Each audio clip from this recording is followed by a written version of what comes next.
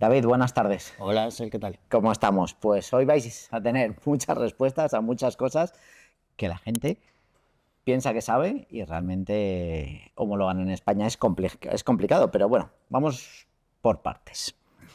Laboratorio. ¿Qué es un laboratorio y qué parte tenéis vosotros en esto de conseguir que un coche sea legal o no legal? Pues mira, un laboratorio es una entidad que lo que hace es verificar que un vehículo reformado cumple la legislación vigente.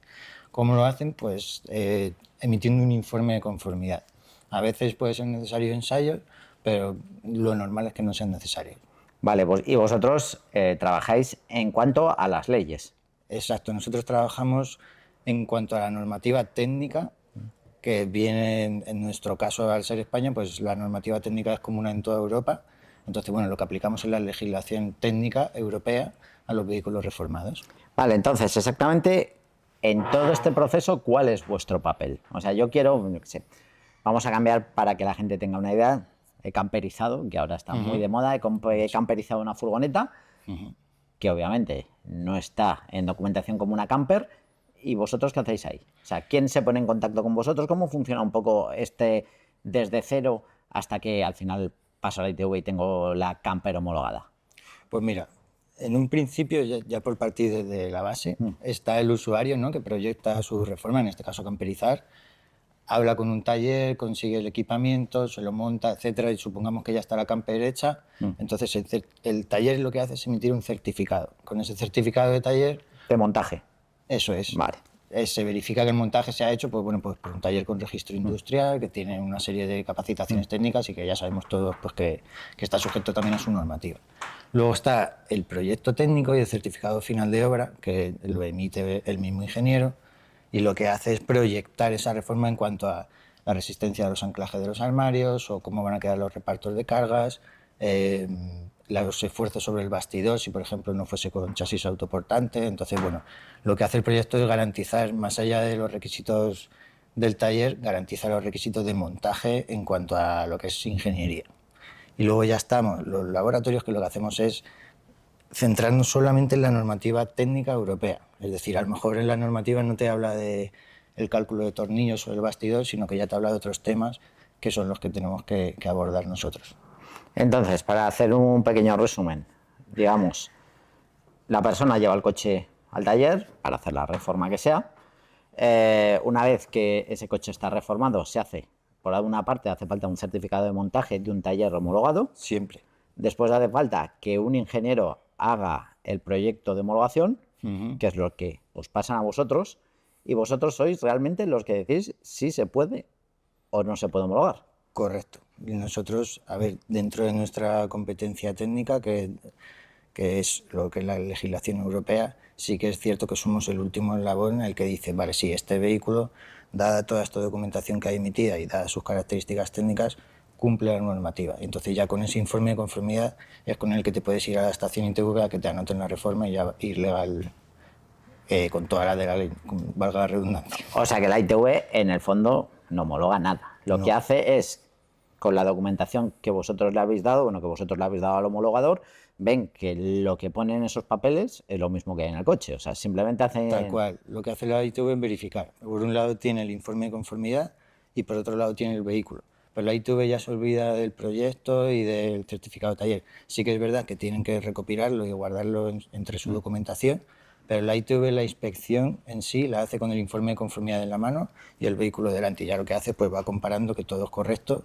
Y bueno, en teoría ese es su papel. Sí que es verdad que puede detectar anomalías o omisión de datos o que puede haber un error tipográfico, y en ese sentido sí que puede rechazar un informe, pero el que garantiza que el vehículo cumple al fin y al cabo es el emisor del informe en base a la documentación anterior, que como hemos dicho es certificado taller, proyecto y fin de obra.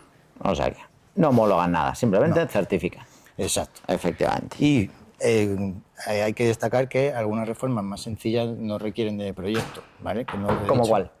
Pues a lo mejor montar un snorkel o sustituir unos neumáticos por otros no equivalentes, reformas de faros, hay un manillar en una moto, hay muchas reformas que no requieren de proyecto. Sería suficiente con certificado de taller, informe de conformidad y a la ITV. Vale, perfecto. ¿Informe de conformidad era? ¿A qué te refieres? Por eso, yo por ejemplo pongo unos faros adicionales al coche. Vale. Y me dices, vale, no hace falta toda esta vorágine de cosas para homologar. Entonces me hace falta el certificado de taller, después el certificado de la pieza en sí. Sí, en el caso de los faros, a veces hay certificado o a veces, bueno, los laboratorios con el marcado que viene en el cristal, ya en nuestra base de datos tenemos mucha información y ya podemos la mayoría de veces justificar. Sí que también igual estaría bien recordar a tus suscriptores que hay algunos faros de algunas aplicaciones asiáticas y cosas así que parece que tienen el marcado de homologación, pero que no, lamentablemente luego no se pueden legalizar. Y bueno, La E. llevan la E con un número, pero en realidad no cumple todo el marcado, ni pues eso lleva unas características fotométricas, colorimétricas, es un poco un jaleo homologar los faros. Que ojo al comprar en AliExpress. Sí, sí. Que al final puede ser que no lo podáis Por lo homologar. menos sin preguntar antes a alguien que verdaderamente sepa del tema. Sí, siempre lo he dicho antes. Antes de meterte en un sarao, entérate. Sí. Habla con un homologador que hable... Antes de meterte a hacer una reforma brutal, Sí. pregunta, oye, ¿esto se puede? ¿Esto no se puede? Porque después vienen las sorpresas, pero... Sí. Y luego ya sabes que gastamos 4 horas en decidir ¿Qué comprar? qué chorrada nos compramos y para el proyecto del coche vamos a lo loco, pues ahí sí que vale la pena recordar a gente que se informe, que hable con gente que sabe, porque aparte de los laboratorios y los talleres y los proyectistas, hay gestorías que normalmente son propiedad de los proyectistas que lo que hacen es ayudar a gestionar todos estos proyectos complejos. Entonces ellos te facilitan mucho todo y justo te dicen cuidado con esto, no lo compres o esto se podrá legalizar más o menos. Estás escuchando, ¿no? Claro. Y además hay gestorías muy buenas. Hay gestorías muy buenas haciendo swaps, gestorías muy buenas haciendo camper. Y bueno, yo aquí ya como persona más que como laboratorio recomiendo que se informen y que hablen con un ingeniero que verdaderamente controle, porque hay gente que te ayuda y que te va a solucionar a lo mejor en 5 minutos lo que tú vas a estar investigando 5 horas. Yo ya he aprendido, porque yo siempre lo digo, es que yo no soy más listo que vosotros. Es que pasa que he metido la gamba más veces y antes que vosotros. Claro. Entonces yo ahora en el proyecto que tengo del Mini, lo primero que llamo es a Enric, de SYNC, que es el que me homologa todo, y le mando. Claro. Oye, esto se puede, esto no se puede, esto sí, esto no. No, esto no se puede, entonces eso no puede ir. Pregunta, ¿por qué es tan complicado esto? Porque a todo el mundo lo ve y a todo el mundo le parece difícil. No, lo siguiente. ¿Por qué es tan complicado en España y cómo funciona esto en el resto de Europa? Porque se supone que si somos una comunidad europea, resulta que hay cosas que son legales aquí, que no son legales en Alemania, que... Sí, eso, a ver, ahí abrimos una caja de Pandora, porque se puede abordar desde muchos puntos.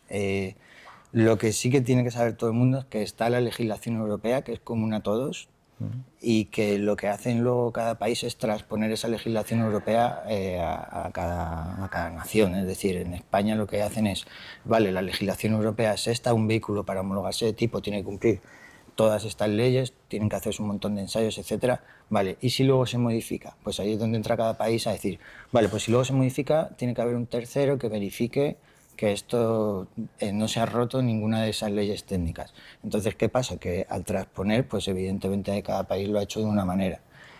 Es verdad que quizás España sea el que más trámites necesita, porque, si no me equivoco, tiene un paso más que la mayoría de los países.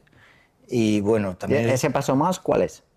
Pues normalmente, mira, por ejemplo en Alemania, lo que es la ITV y el laboratorio, que seríamos nosotros, son la misma entidad. Entonces tú dejas ahí el vehículo, lo dejas 2 o 3 días, ellos le hacen todas las pruebas, etcétera, y ya le pasan la ITV y te dan tu vehículo con la reforma anotada. Lo que pasa es que en España no sería muy viable porque hay muchísimas ITV, no quiero decir un número, pero debe estar cerca de las 1000 ya o de las 800.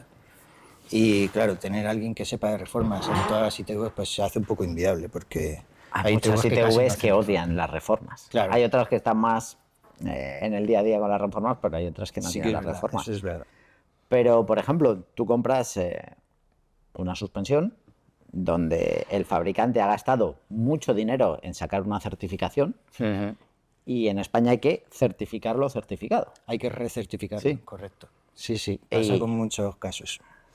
Y es un problema porque nosotros también como laboratorio al final lo que tiene que abogar por un lado es la seguridad, pero siempre al amparo del sentido común.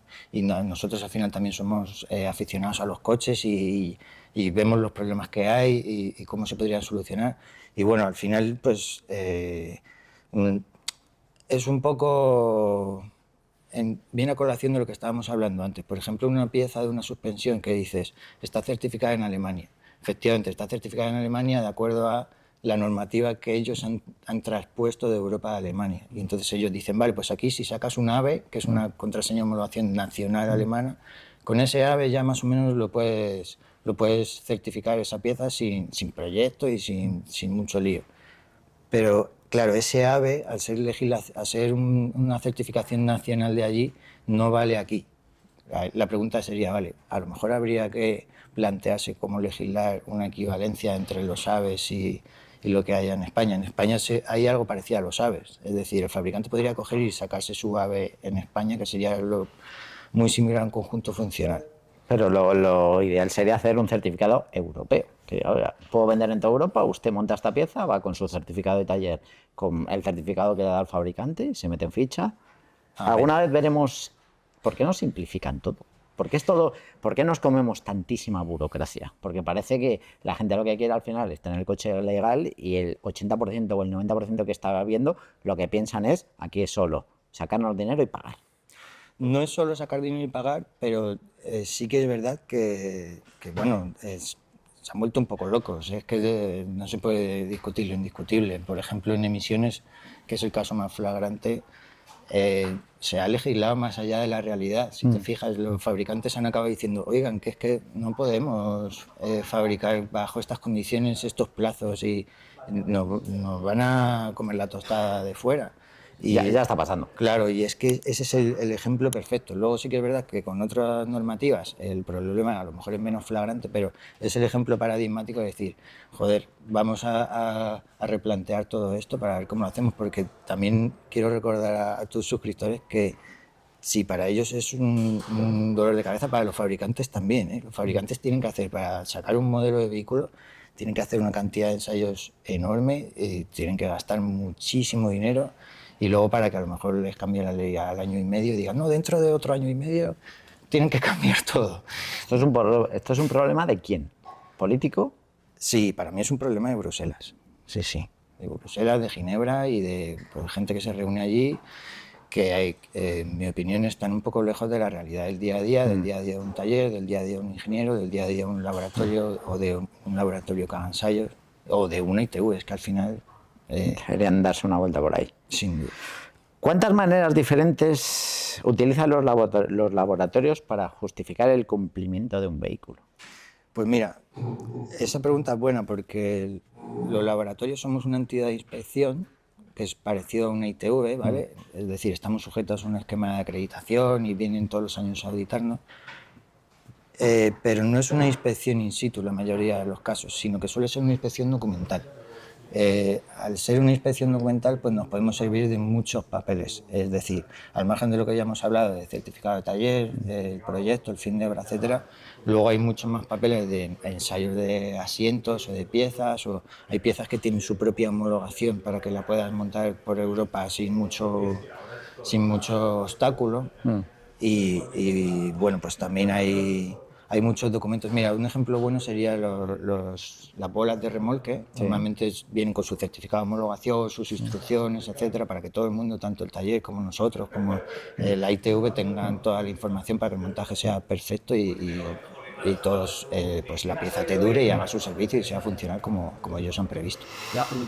¿Y por qué hay laboratorios, como diría, que tienen criterios diferentes? Porque, por ejemplo, hay un laboratorio que te deja, que ahora hablaremos de ello, que sé que lo estáis esperando, poner las barras anti-vuelco hasta adelante, otros no, porque algunos te dejan homologar un bucket y otros no. O sea, ¿por qué hay diferentes reglas de juego o cómo funciona eso? A ver, digamos que lo que comentaba antes, la legislación europea te establece unos requisitos técnicos, ¿vale? Esos requisitos técnicos son requisitos técnicos mínimos. Es decir, los laboratorios pueden aplicar ese requisito técnico mínimo o otro que ellos consideren debido a su experiencia o a algún problema que hayan tenido en el pasado, a veces pueden hacer que esos requisitos sean un poco más restrictivos que los mínimos de la ley. Mira, te voy a poner un ejemplo. Reglas de juego diferentes, entonces, es un poco... Si el laboratorio lo elige, sí. Pero ¿qué ¿Y eso, pasa? ¿y eso Que está bien? no está del todo bien. Mira, te voy a poner un ejemplo en el que sí que estaría bien. Imagínate que montas un arco delantero antivuelco, ¿vale? Sí. Que invade un poco la zona del montante A Sí. y el techo. Lo que dice la normativa es que pues, tiene que haber más o menos entre unas cosas y otras, tiene que haber 940 milímetros entre la base del asiento y el arco. Pero ¿qué pasa? Que esos 940 milímetros son con el maniquí percentil 50, etcétera, que mide unos 75, creo que es, etcétera. Y puede haber casos en los que no se dé o puede haber usuarios en los que sí se dé. ¿Qué pasa? Que a lo mejor pues una persona que monte un arco delantero que mide 1,90, si el laboratorio aplicase un criterio de una persona más bajita, que es el criterio mínimo, pues sería peligroso. Pero bueno, eso ya, pues eso. Va en cada laboratorio decidir hasta qué punto decides cuánto se va a desplazar el maniquí y prevenir un poco cualquier problema que puedas tener en el futuro. Porque, bueno, Ya, pero claro, unos que sean un poco más permisivos tendrán más clientes porque en cuanto un homologador vea que tú no le homologas eso, no vuelve a trabajar contigo y digo, pues me voy con el otro. O sea, esto es Tal todo cual. como poco serio. Sí, Poco serio sí, sí, de sí. parece aquí, venga, a ver quién me deja dentro de la legalidad. Sí, sí, sí, la verdad es que es tal cual. Bueno, vamos a empezar con ya las... Vamos a puntualizar. Ya. El tema, yo personalmente, el tema más difícil o el tema que más complica todas las homologaciones es el tema de los asientos. Sí. ¿Cómo funciona eso? Porque, por ejemplo, poner unos asientos bucket en un Mini, como tengo yo, es bastante fácil porque hay miles, es como hay como jurisprudencia, pero es que te piden cosas a veces, documentación que es complicada, cosas que son complicadas. ¿Cómo funciona eso? Pues mira, lo que se encuentra un laboratorio a la hora de legalizar un asiento es un montón de pequeños requisitos que debe cumplir. Y no es solo, por ejemplo, el que estábamos comentando de la posición del maniquí en el ejemplo anterior, sino que se regula cuánto puede ver por el retrovisor, tiene que ver también por el parabrisas, tiene que ver también por los retrovisores.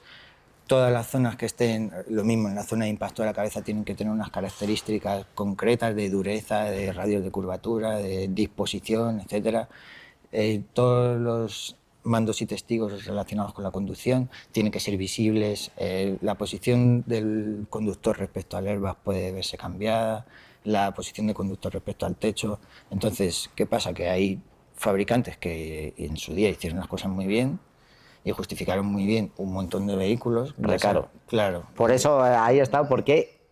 Dices, pues, pero ¿por qué el recaro lo puedo homologar y el otro no? Pues se han gastado el dinero. Se lo curraron muchísimo. De hecho, además fue hace muchos años y fue antes de que saliese el nuevo manual de reforma, la ley anti-tuning en 2010. Existía una cosa que era la reforma de importancia generalizada. Sí. Que eso los de nuestra edad se acordarán. Y con esa reforma de importancia lo que hizo, creo que fue Recaro, Sparco y BC Corona, fue legalizar un montonazo de vehículos.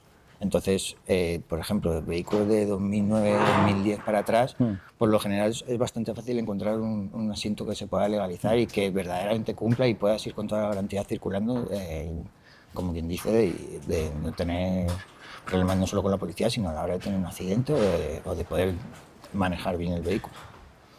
¿Se puede quitar un asiento que tiene airbag para poner un asiento que no tiene airbag? Lo que dice el manual de reformas es que solamente se pueden desinstalar sistemas de seguridad pasiva, en este caso el airbag lateral, cuando en opción el vehículo venía también sin airbag. Es decir, si el vehículo tenía, por ejemplo, en opción una versión que venía sin airbag lateral, se permite desinstalar. ¿Por qué? Porque sin airbag ya se ensayó también el vehículo y se sabe que cumple. Pero desinstalar sistemas de seguridad pasiva para retroceder un poco en eso, en la seguridad del vehículo, está prohibidísimo. O sea, si yo compro un Seat Ibiza y en mi asiento hay airbag, pero en el base no tiene airbag, entonces sí puedo, ¿no? Sí puedes. Vale, perfecto. Bueno, pues tema asiento, bien. Otros vídeos que hemos hecho de homologaciones han preguntado muchísimo por el tema de los swaps. Vale. ¿Cómo va eso? Pues mira, ¿Qué puedo homologar? Porque la gente dice que no se puede nada y yo les digo, pagando se puede casi todo. tal cual, tal cual. Mira, te lo voy a resumir como lo tengo en mi cabeza estructurado desde siempre. Hay 3 tipos de swap. El primero es un swap en el cual no se modifican los soportes del motor, el motor es del mismo fabricante que el vehículo de origen, no se modifica la potencia en más de un 20% y la normativa de emisiones y eso es la misma o superior. Ese swap es muy fácil de legalizar, ni siquiera requiere proyecto, etcétera, etcétera. Eso podríamos decir.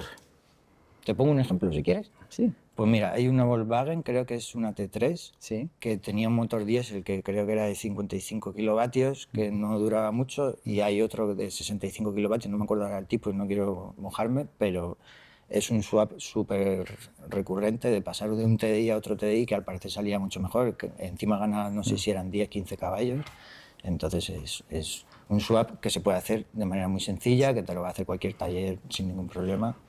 Cualquier taller que controle un poco. Os digo fácil, de un Saxo 8 válvulas a un Saxo 16. Sí, si aumenta la potencia menos de un De un 20%. 20%. Y luego, venga, pasamos. Pregunta. Venga. ¿Cómo sabe el homologador? Te pide una prueba de potencia, la llevas tú, porque yo te puedo decir que es un 20 y a lo mejor es un 30. No, lo que se hace ahí es, se trabaja con la potencia declarada por el fabricante. Por ejemplo, si el Saxo 8 válvulas declaraba 78 100, sí, caballos, 100, pues al pasar al montaje del VTS, que era Sí. 120 o algo así, se tomarían los kilovatios o los caballos declarados por Citroën. Perfecto. Segundo modelo de swap. Segundo modelo de swap es, te pasas uno de los anteriores requisitos, Sí. que normalmente suele ser el del 20% de potencia, típico de pasar de 100 a 140, 110 a 140, 150 caballos, que es un swap también muy recurrente. Ese suele requerir solamente un ensayo. El ensayo normalmente incluso lo puedes hacer no tienes que llevar el vehículo muy lejos ni nada de eso, porque hay entidades que realizan ensayos por toda España. Y no es tan caro como ¿Ensayo de? podríamos esperar. Un ensayo normalmente es de frenado. Lo que pasa es que ellos ya a veces al mismo tiempo pueden hacer también otras pruebas de nivel sonoro, de dirección, pero normalmente el ensayo se hace de frenado. Y luego ya está el tercer escalón, que ya es un swap en el que ya estás modificando los soportes del motor, estás haciendo un aumento de potencia muy grande o a lo mejor estás modificando la transmisión, el escape, estás creando una configuración que antes no estaba contemplada por ningún fabricante. Entonces, en ese caso, ¿qué pasa? Que hay que hacer también ensayos, pero normalmente ya son más ensayos. ¿Qué ensayos son esos? Pues justo el que te decía, frenado, luego ensayo de dirección, ensayo de nivel sonoro, bueno, en general esos tres.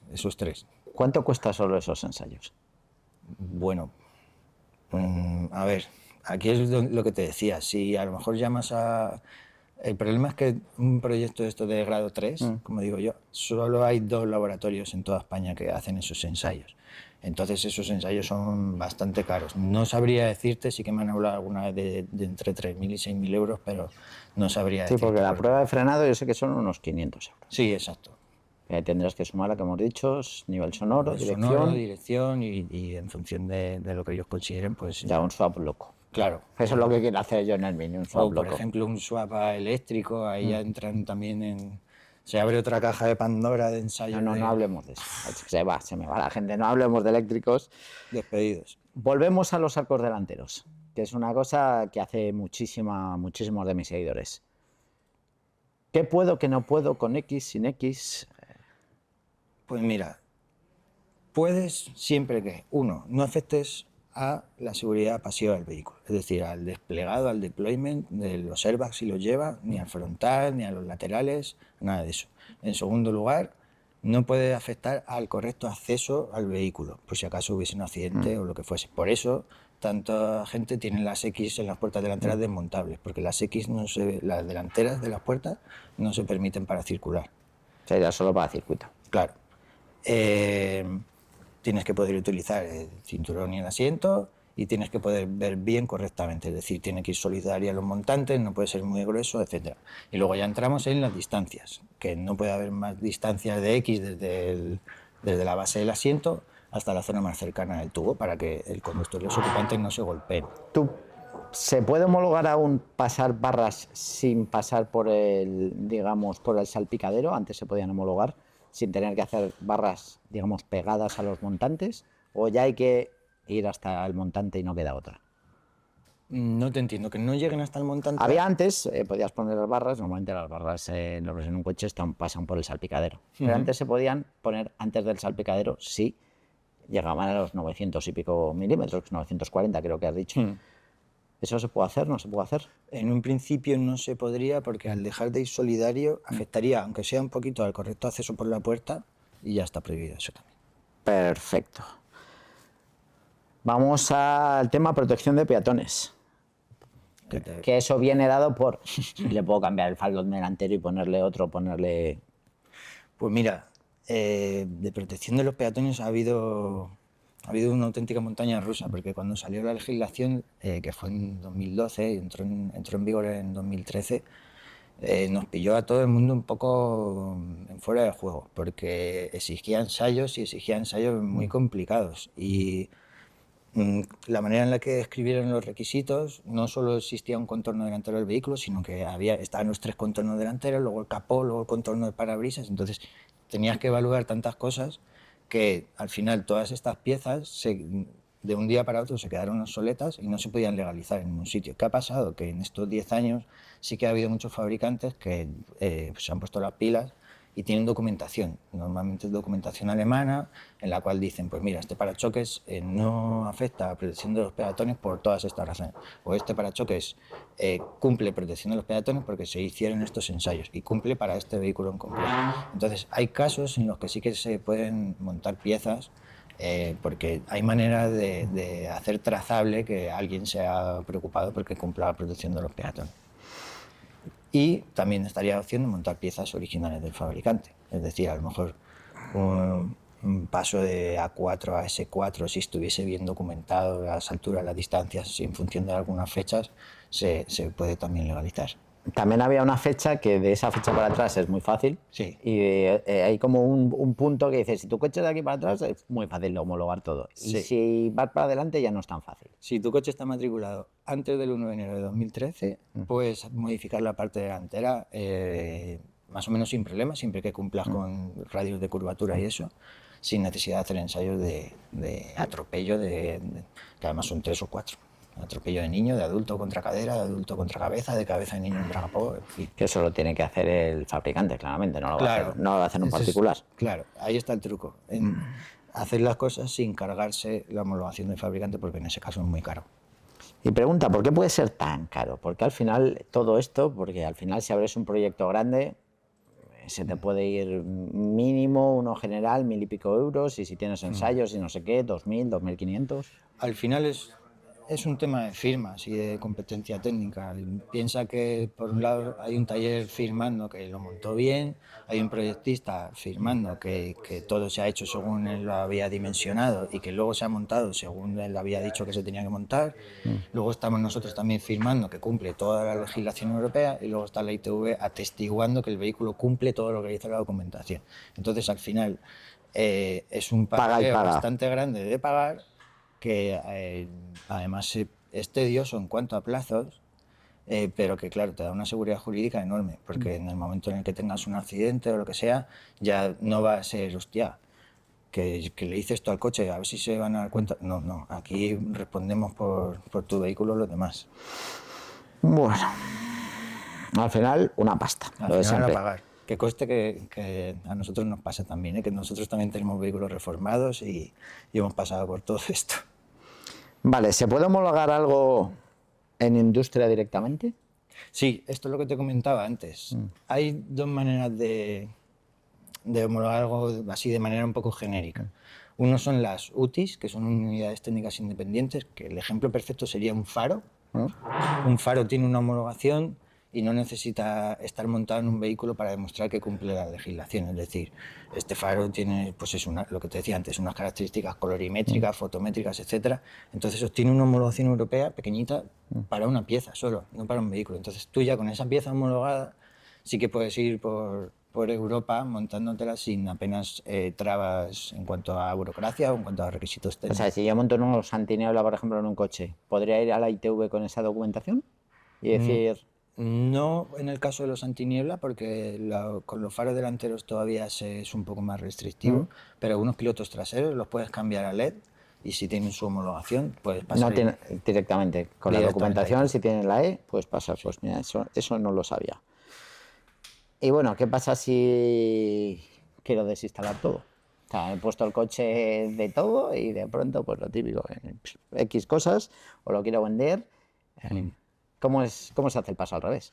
Pues el proceso es prácticamente el mismo, lo que pasa es que si la reforma requería de proyecto al inicio para hacerla, al deshacerla ya no necesitas proyecto, pero el resto sí que necesitarás certificado de taller y un informe de conformidad emitido por un laboratorio como nosotros. Bueno, ¿algún consejo que nos quieras dar para los usuarios? Ya nos has dicho antes que... Sí, además, bueno, lo que te decía en cuanto a las homologaciones genéricas de las UTIs, se me ha olvidado comentarte que hay otra manera de homologar de manera genérica, que son los conjuntos funcionales. Es una manera que creó el Ministerio para poder homologar kits, es decir, pues no solo una pieza, sino que pueden ser varias piezas, y para lo que te sirve es para que los ensayos que se han hecho se utilicen para más vehículos. Me explico, si tú, por ejemplo, dices, mira, a partir de ahora quiero hacer una camper. La camper va a ser en base a una Ducato y va a llevar todo esto, pues un techo elevable y unos asientos, etcétera. Entonces, esa camper se hace un ensayo, bueno, los que decida el laboratorio, se hacen los ensayos necesarios y con eso se emite un certificado de conjunto funcional. Se manda al ministerio y pide que te den una autorización de ese conjunto funcional. Si consigues que te lo autoricen, ya no tienes que hacer ensayos cada vez que hagas un vehículo, sino que te sirve ese conjunto funcional para decir, no, mire... Es para el que hace tiradas, por ejemplo, un especialista, a ver, ¿qué os puedo poner que entendáis? El Toyota GR86 con el pack no homologan unidad a unidad, homologan una y con eso ya homologan todas las demás. Exacto. Sin tener que ir uno por uno haciendo lo mismo y repitiendo. Y te ahorras proyectos y te ahorras ensayos. Vale. Dos últimas preguntas, por cierto. Si queréis dejar preguntas, dejarlas por aquí abajo. Y teníamos muchas más, pero si os ha gustado el vídeo, pues dejadlo por aquí y haremos una segunda parte porque esto da para muy, muy largo. Ahora os comentaré. ¿Cuál es la reforma más rara que has homologado? Pues, mira, la más rara ha sido una ametralladora de mortero de estas que van con un trípode enorme en la caja trasera de una pick-up para ir un tío ahí como la de los videojuegos, igualita. Esa creo que es así la más rara, que obviamente era para el ejército. Sí. Y luego así más simpáticas hemos hecho, por ejemplo, autobuses discoteca. Hemos hecho... Claro, autobús discoteca que se mueve con la gente de pie y andando. No, prohibidísimo. No. Tienen que ir sentados. Claro, tienen que ir sentados en la parte delantera con unas condiciones estipuladas y luego en la parte de atrás ahí sí que se deja el transformador vía libre. Pero hay gente que se le ocurre un montón, pero no. La idea es que la discoteca no pueda seguir circulando, sino es para cuando paran. Y bueno, hemos hecho, por ejemplo, remolques para el carnaval de Tenerife o de Gran Canaria. Eso tiene que ir homologado. Sí. Para 10 minutos que lo utilizan.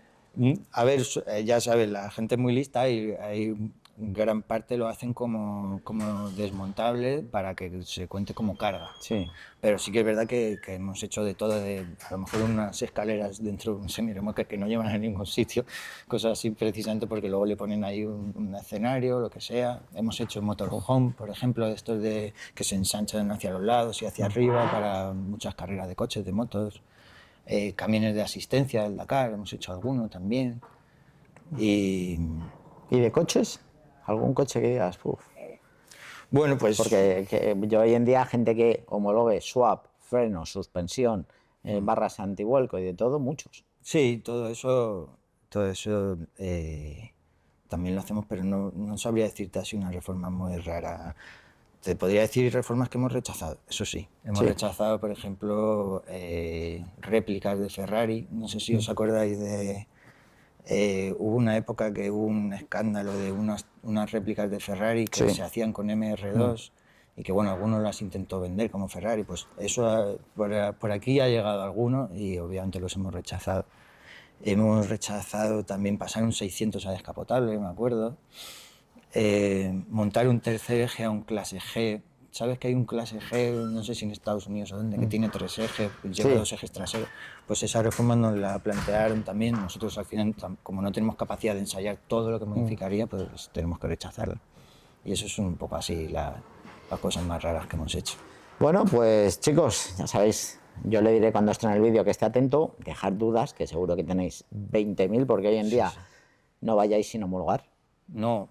Aunque muchas veces es imposible 100% homologado, pero bueno, siempre es lo mismo. Si llevas el 85% homologado, no te van a mirar todo, no te pero. Totalmente. Pero lo que no puedes es modificar el coche e ir sin nada, porque al final ni pasas ITV, si te paran multa, y sé que es caro homologar, pero más caro son las multas y peor es no poder circular porque el coche no tiene ITV. Y ir sin ITV, otra multa más. Y volver a ITV con el tiempo que conlleva, etcétera, etcétera.